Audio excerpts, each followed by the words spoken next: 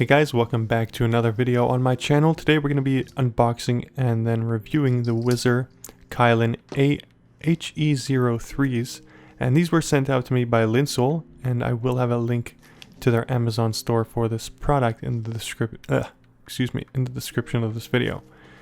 So just taking a look at these earphones, if you guys wanted to get straight to the review, then I will post a timestamp on the video and you can just fast forward to that timestamp. Now on the box you will see that there is knowles written on there, which means that there is a knowles driver within these earphones.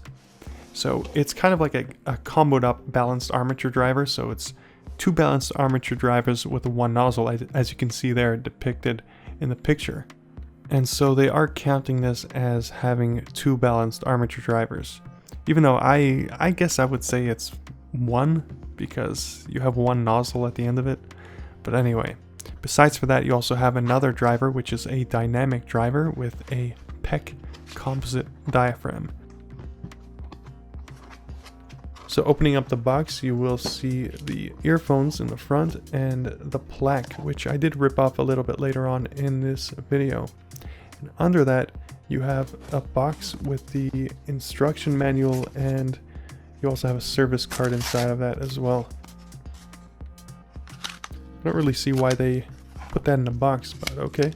I guess it kind of adds to the novelty of opening up the box with all the accessories. Now the earphones are an all metal design, so that's really premium. Actually feel very premium. And here you can see me ripping off the plaque from the foam, which I later put on a case.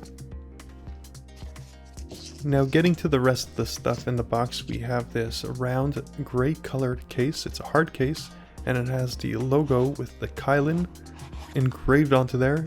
And inside this round case we have some high quality silicone ear tips, and we also have some memory foam ear tips as well. We have a T100s and the T400s.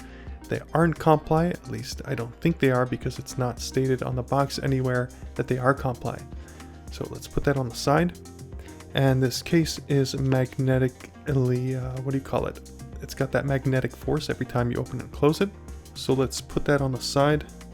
And now let's check out the cable, which I've already tested out. So first of all, the cable looks very nice, I gotta say, but it feels a little bit delicate, especially here at the top where you have the twist. And then the preformed memory ear hooks are just too tight around my ears and sort of push up the earphones when they're in my ears, and I don't get a good fit or a good seal because of that. So here's some B-roll footage so you guys will see what I am talking about, but basically the cable just pushes up the earphones against my ears and it removes that seal. It basically knocks out the nozzles out of my ear canals and I lose that seal, and they offer a very terrible fit for my ears. So I just ended up using the Shozi Hibiki cable, which aren't an exact fit into the ports, but it definitely gives me good stability and it gives these earphones a good fit for my ears. Now if you have smaller ears, this is not something you need to worry about. It's mainly for the people with the larger ears that these ear hangers will just not fit around your ears properly. So they will go around, they'll be snug, but they'll push up the earphones in a way that they just won't give you a good fit. Now with the earphones, as I said before, you've got the all metal design, and then you've got the copper nozzles, or so it says on the box. So I'm just gonna put these in so that you can see the whole setup of how to put these 2-pin cables in the ports, which you probably already know how to do, but anyway, it's red, it goes to right. It's the general rule with earphones. It's because it's R red, it goes to right, and then it's usually blue for the left, but in this case I don't see a blue indicator, so it's the other one that goes to the other side, to the left earphone. So this concludes the unboxing of the Whizzer A-HE03s. Now let me give you guys a rundown of the sound.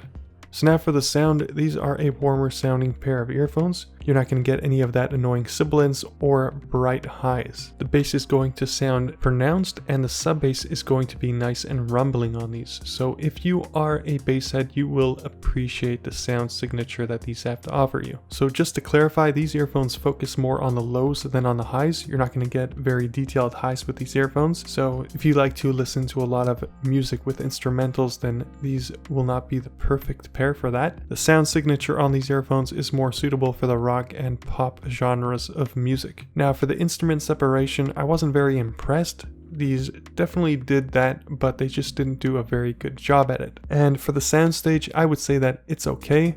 Nothing to really brag about. And the earphones that I used to reference these earphones were the BGVP DMGs, and I actually preferred those over these. So my overall conclusion with these earphones is you are getting a very premium design and experience, especially the unboxing experience, and you are getting a good pair of earphones that focus on the lows rather than the highs.